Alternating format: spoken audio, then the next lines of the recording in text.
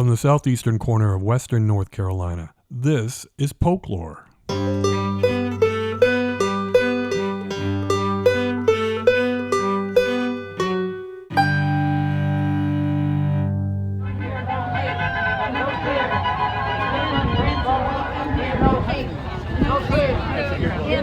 are welcome here. No hate, no fear. Immigrants are welcome here. I'm your host, James Hernishin. When it comes to political protests like the No Kings rallies that took place last weekend around the country, and even in other countries around the world, an awful lot of importance is attached to how many people show up. After all, numbers are the whole point. The bigger the crowd, the more likely those who don't show up are to get on board the next time around. Eventually, you have a revolution on your hands. There's this popular notion that if you can convince just 3.5% of the population to take action, you've crossed a critical threshold that will eventually lead to real change. I even found a claim on a BBC website that no nonviolent political movement that has crossed that threshold has ever failed to bring about the change it is seeking. If that's true, then the No Kings rally that took place in Columbus was pretty darn close to a success. The 760 people who organizers claimed attended the rally is just a few people shy of the 3.5% of the 20,000 people who call Polk County home. But a little caution is warranted before accepting that number as some kind of law of nature. First, it's really hard for rally organizers to provide objective counts, for obvious reasons. I used to have to count protest attendees when I was a newspaper reporter, and it was hard, even without a built-in bias. People come and go, and unless you make several counts over time and average them, they aren't representative of anything other than one moment in time. Second, as even the social scientists who came up with that number will tell you, the 3.5% rule is contradicted by plenty of examples, both in the United States and elsewhere. Here's Tad Sturmer, a lecturer at Johns Hopkins University who's now a visiting scholar at the University of Southern Denmark on the subject. It's everywhere. People talk about it like it's some sort of political law of gravity. Like if you hit the number, change becomes inevitable. It just happens. The system cracks. Abuse of authority stops. It's a magical elixir. It won't, because that's not how power works. It's certainly not how this regime works. And it's not how resistance works. And that's not what the original research claimed either. Erica Chenoweth and Mariah Stephan did rigorous work. They tracked hundreds of mass movements in the 20th and early 21st centuries and found that nonviolent campaigns with 3.5% active participation were more likely to succeed, depending upon how you define success. That's historically, that's retrospectively. They didn't say that number causes success. And to their credit, they have gone out of their way to correct people who treat it like it's a cheat code, and to caution against overreading any success of nonviolent opposition. Nonviolent opposition has real limits. But that's what it's become. It's become this kind of leftish talisman.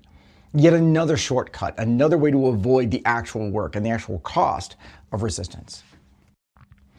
The key point is that mass mobilization in and of itself isn't enough and never has been. That 3.5% threshold has been met many times, and it didn't matter. So what exactly is the 3.5% supposed to mean? Resistance that matters doesn't look like a crowd. It looks like pressure. Not a spectacle, but a structural threat. It's the moment when power starts to lose control, when it has to recalibrate or recalculate, not because of how many people oppose it, but because it can't maintain obedience. It can't retain function. It can't adapt fast enough. The movements that matter don't succeed because they're big. They succeed because they're committed. They succeed because they're willing to keep going after the spectacle fades and after authority hits back. Resistance confronts, whether people are watching or not. It doesn't perform. It disrupts. It outlasts. So stop quoting 3.5%. Stop pretending mass is enough. Start asking what you're willing to risk, because that's where resistance begins. And it is the only thing that has ever worked. Still, even with those provisos, anyone who was at Stearns Park for the rally has to admit that it was an impressive affair, and that the potential for political pressure for change is very much in the air, even in reliably red Polk County.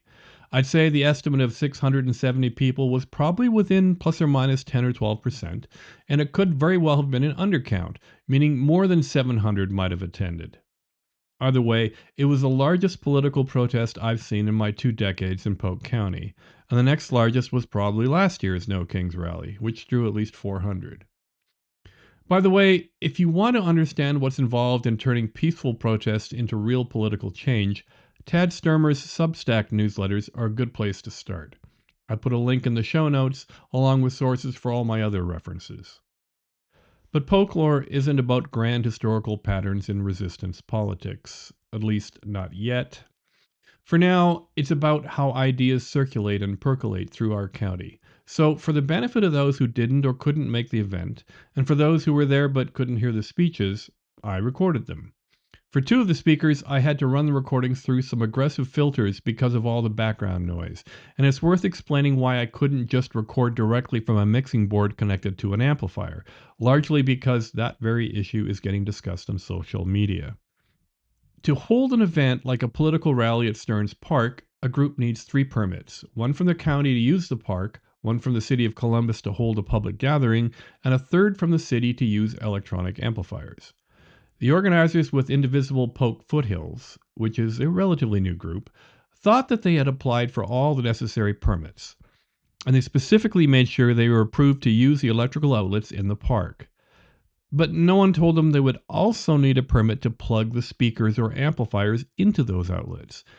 According to Columbus Police Chief Scott Hamby, the oversight was only discovered after the event got underway, and by then it was too late. So the 2 police officers assigned to oversee the rally made sure the electronics stayed quiet. Instead, the human speakers had to make do without amplification. It was just good old-fashioned soapbox speech-making, which, as it turned out, gave the event a kind of genuine small-town feel. It was just hard for most people to hear. Although, I have to wonder if it would have killed the city of Columbus to allow the organizers to use the amps and microphones they brought with them, even without the paperwork. I mean, what would the harm be? Kind of like a first-time offender getting off with a warning rather than a ticket for speeding. Anyway, one of the speakers, 2-time State House Representative candidate Sam Edney of Transylvania County, didn't need a microphone to get the crowd riled up. Here's how he went about that task. After the attack on Fort Sumter, there are but 2 parties now, traitors and patriots. I am glad to see hundreds of patriots out today. Yeah! You are joined by millions of patriots across this country. And we are right to be here. This country is being run by incompetent and outright crazy people.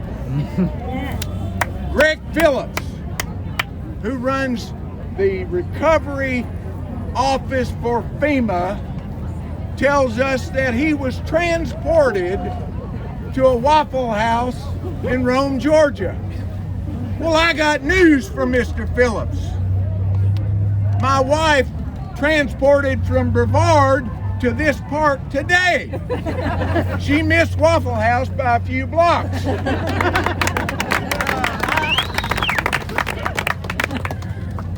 Mark Twain got it right when he said, supporting your country is patriotism, and you should support your country all the time, but support your government when it deserves it.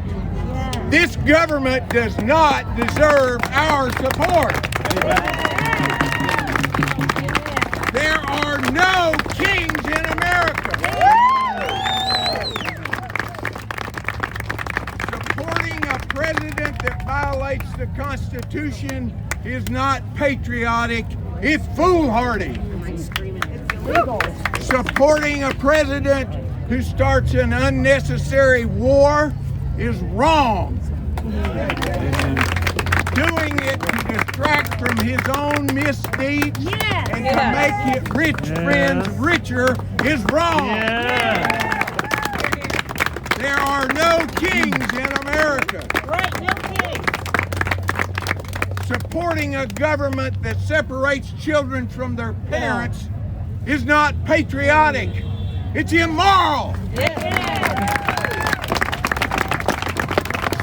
Supporting a president who was forced by a jury to pay millions of dollars to his rape victim is crazy. Yes. It's unconscionable. Yes. Supporting a president who encouraged a violent attack on the seat of democracy is not patriotism. It's treason.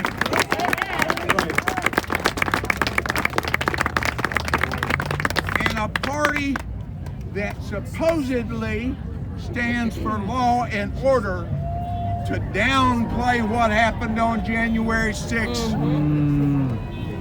has lost its way. Yes. This is not about Republicans and Democrats any longer. This is about American democracy.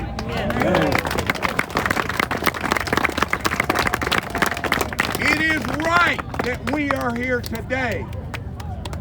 It is right that we peacefully protest. It is right to stand against cruelty. It is right to oppose an unjustified war. It is right to defend our democracy. Protesting is not enough.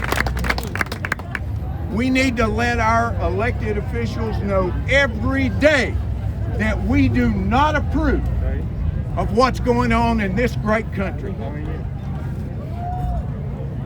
We need to talk to voters, neighbor to neighbor, family to family, and tell them how precious this country is, how precious our democracy is. And finally, we need to elect some Democrats. Yeah. This country is run from the top down by Republicans. So when you talk to friends and neighbors, ask them, how's this working for you? How is this working for you? Are you happy with the way our country and our state are being run by a party that has lost its way? We need to do three things at the state level, folks. We need to re-elect Maybe not. my friend Anita Earls. Anita and I, we campaigned together in 2018 when she was running for the North Carolina Supreme Court of the whole state. and we have got to send her back. We need to send Roy Cooper to the United States. Next senator from North Carolina. Please, yes.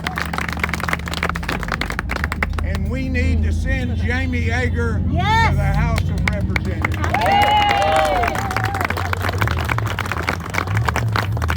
I want you to do what you can. I want you to do what you feel comfortable with. But we've got to change this government. We have to elect Democrats.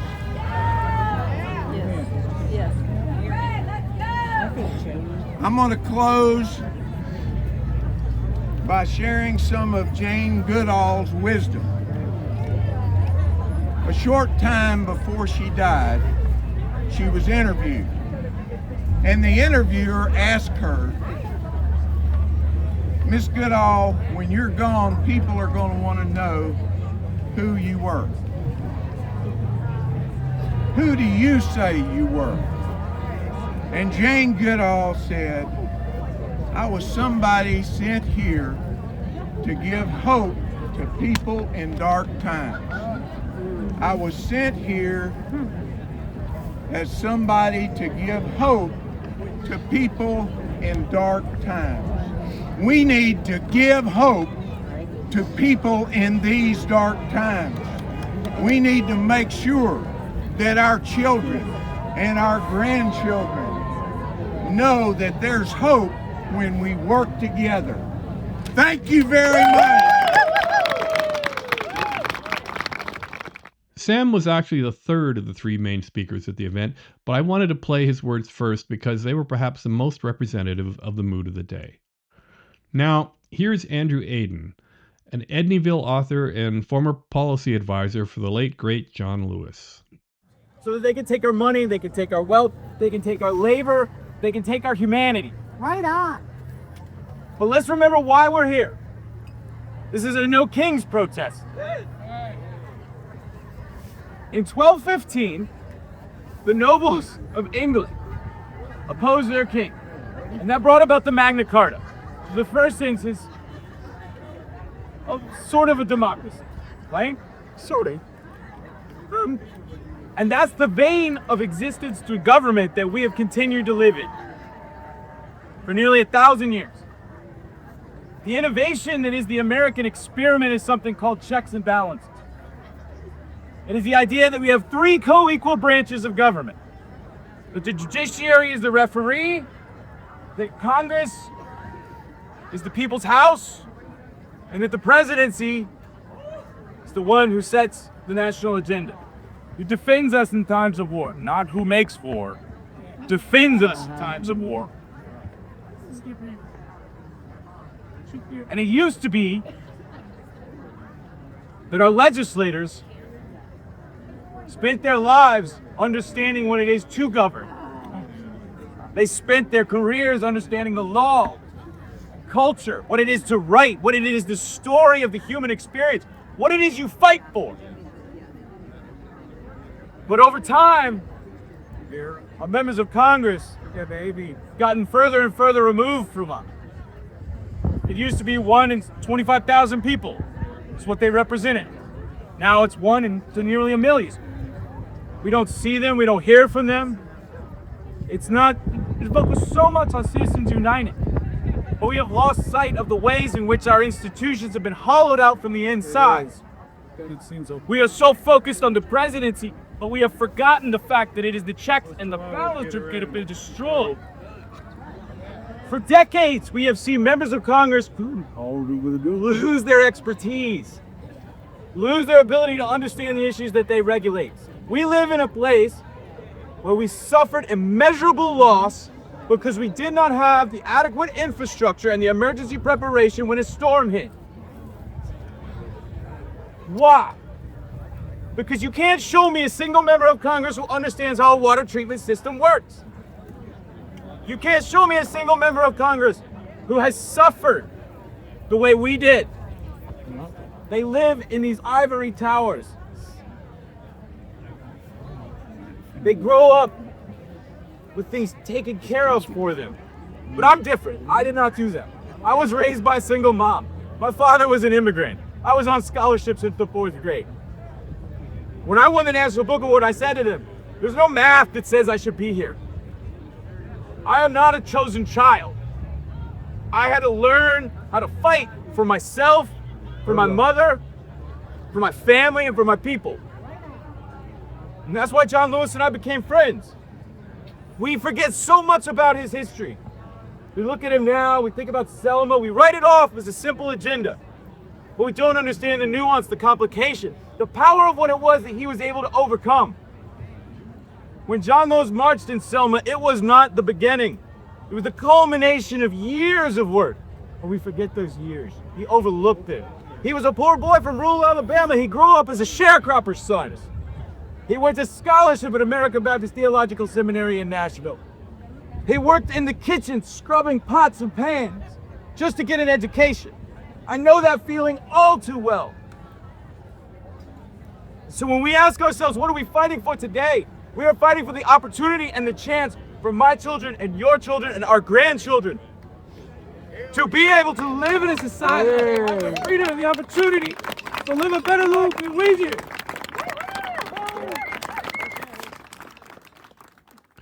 Reverend Rob Parsons, who leads the Withal congregation in Columbus and has long been associated with Saluda Methodist Church, was next.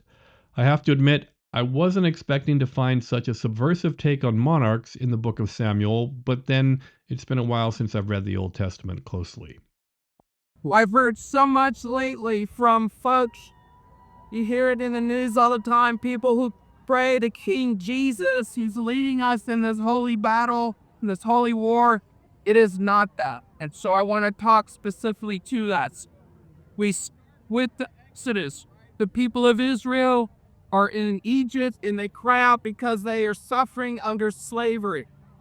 And God provides Moses, a liberator who takes them away, gets them out of Egypt and out of slavery. The people live for a while, and after a while, they in 1 Samuel chapter 8, they go to Samuel, their leader, and they say, "We want a king so we can be like other nations." And Samuel says, "You don't want a king." And God says, "I am your king." And the people keep crying out, so God says, tell them they can have a king and tell them what the king will do. So Samuel lays it out and he says, when you get a king, your king is going to take your sons. He will make them ride the chariots, run in front of the chariots. He will take your daughters and make them perfumers. I don't quite know why that's a big deal back then, but that was what he was, and they will bake and cook for him. He will take your best lines. He will make you plow for him and reap for him. And the king essentially will make you a slave again. And sure enough, there's Saul. And he falls out of favor. And then King David comes and everybody says, oh, he's the great one. Well, look again, his house falls apart and fights among itself. And then comes Solomon, the one that we say, oh, he's the wise one. He built the temple. He did all these things on forced labor. He reinstituted slavery and took the people back to Egypt in that sense.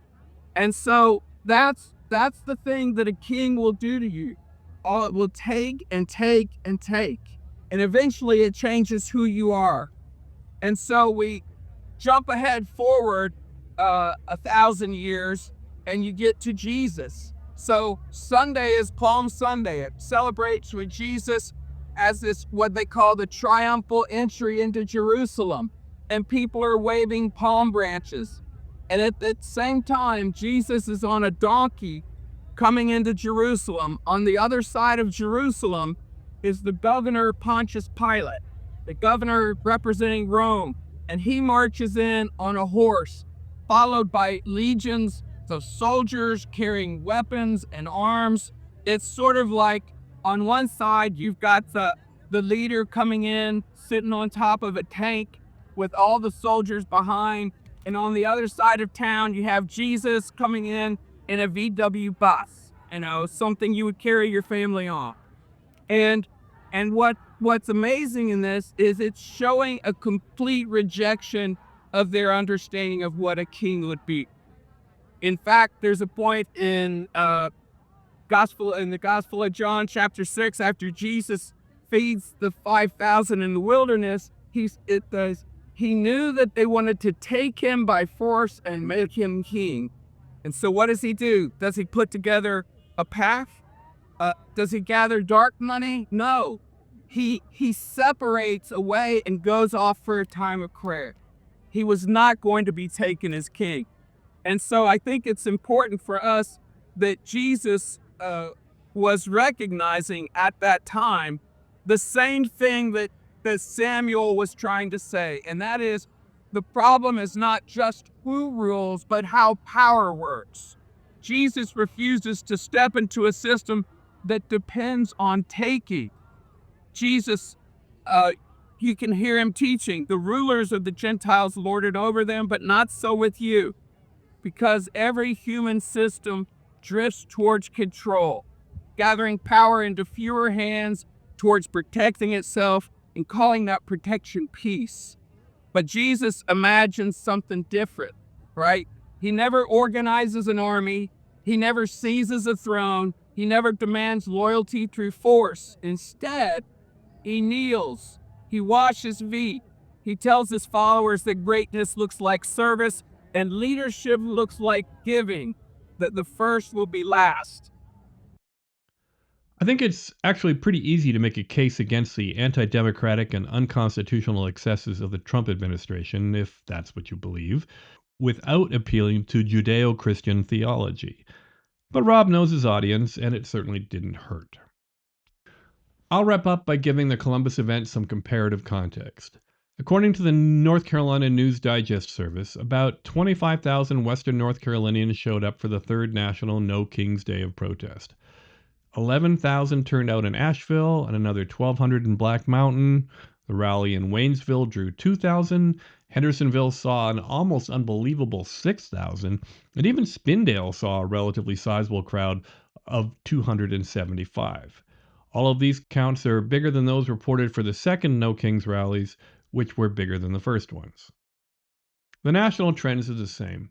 The various organizers claim about 3,200 separate rallies were held, which would make it one of, if not the largest coordinated political protest in American history. The latest tally of rally attendees is somewhere north of 8 million across the country. The only comparable public protest movement was the first Earth Day in 1970, when about 20 million people were fed up with despoiling the planet. Those protests led in short order to the Clean Air and Clean Water Acts, the Endangered Species Act, the creation of the Environmental Protection Agency, plus an end to rivers catching on fire. And we saved the whales. But as Tad Sturmer points out, most times calling for change isn't enough. Being willing to sacrifice something for it is usually required. Just waiting for the chance to vote in the November midterms and hoping your side wins probably isn't going to do the trick this time around. It will be interesting to see if anyone in our neck of the woods is willing to take the next logical and necessary steps, which will be much further outside our comfort zones than a mere rally in the park. I'll leave you with David Twiggs, a saluted Democrat who wrapped up the Columbus rally with these words. We're in up this war for artists to paint and sculptors to build and writers to create unforgettable plots, stories. We interrupt this war so that we might feed the hungry, save the whales, and cure cancer and AIDS. We interrupt this war for the Special Olympics, for Girl Scout cookies, for the World Series and newborn babies. We interrupt this war to care for the aged, to be kind to animals, to save without a share with others. We interrupt this war to clean up the environment, to find homes for the homeless, and defend the weak and the defenseless. We interrupt this war to marvel at a sunset, to enjoy a child's laughter, and to sing a love song. We interrupt this war to hear a message from the number one sponsor, Thou shalt not kill. That's it for this episode. I hope to return to good old-fashioned one-on-one interviews, maybe even on the same themes as this episode next time round. In the meantime, you can email your suggestions for guests, comments, and feedback to jamesh@polklore.com. Thanks for listening.